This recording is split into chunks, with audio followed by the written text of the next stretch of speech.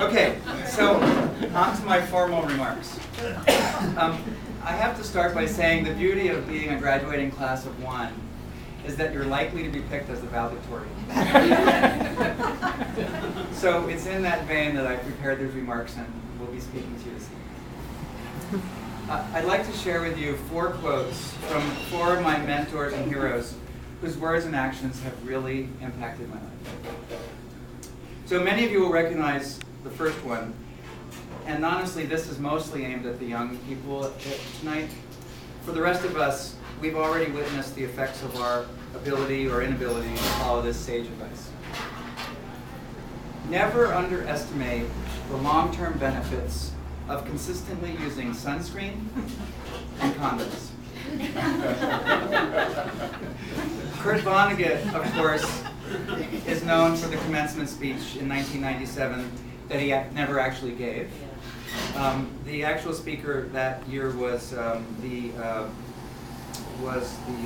UN Secretary General Kofi Annan, after whom Bill's poodle was named. Bill's standard poodle, Kofi. And according to an MIT spokesperson, Annan's speech was, quote, a lot longer and maybe not as clever as the text that was falsely attributed to Kurt Vonnegut. That's the sunscreen part. I include the reference to condoms because, sadly, sexual transmitted diseases and unwanted pregnancies are real and present issues today, as much as they were when I became an AIDS activist a long time ago. And I'd just like to take a moment to honor and recognize those who were on the front lines, as Stephen mentioned 25 years ago, including Bob Shimabukuro, who's here tonight, Paul Lambros, of course, Betsy, also invited but not able to attend, Patricia McIntyre, who actually was the first person in the public health department responsible for AIDS programs and one of my first clients when I had my consulting business back in the 80s, and Dr. Bob Wood, who is an incredible survivor. And I'm sorry Bob couldn't be here also, but he's the perfect embodiment of my second famous quote, never, never, never give up. Sir Winston Churchill shared that sentiment with students at Harrow, a private school, and just after the Blitz, when feelings and hopes were low. And I say it now because if we are truly going to end homelessness, then we have to persevere against all odds and overcome all obstacles. And for me, the power to do this actually comes from BC's own tagline, which is to end homelessness together. So, the advice portion, when you find yourselves doubting your ability or the value of this objective, then please turn to a friend and also reach out across the globe. There are millions and millions of others also on this same quest. So find them, get to know them, support them, and then ask for support yourself when you need it. My third mentor, and perhaps the greatest influence on me, is Mohandas Gandhi, whose life story is quite amazing. And the one element I wanted to highlight tonight were the words of inspiration that I think speak to each one of us in whatever our individual life pursuits are. So to help you remember them, I'm actually going to frame his words in the context of a famous popular song. It goes like this. Be the change you want to see in the world. Be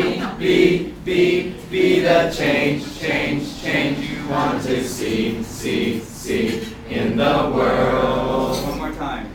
Be the change you want to see in the world. You guys, one more time.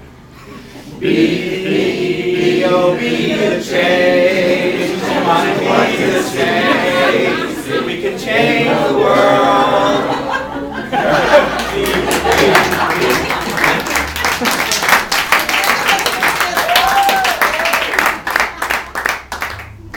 They couldn't pick another valedictorian.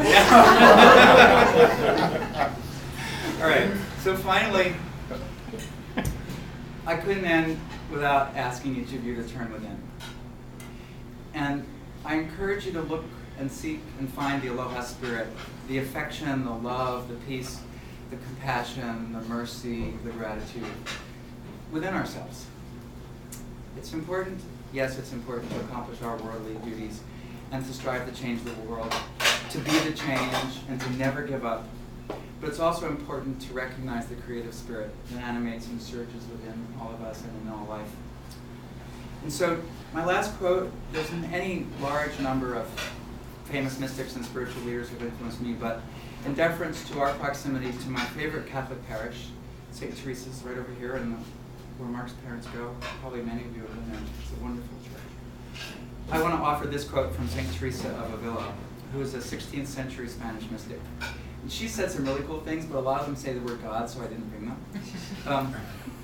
But this one is a good capstone. It says, to have courage for whatever comes in life, everything lies in that. So let's all go forth in that spirit, that trust in ourselves, in each other, and in the surety of our ability to gather the resources necessary, with God's grace, to live our lives fully and to face every challenge with courage. Have courage for whatever comes in life. Everything lies in that. The end.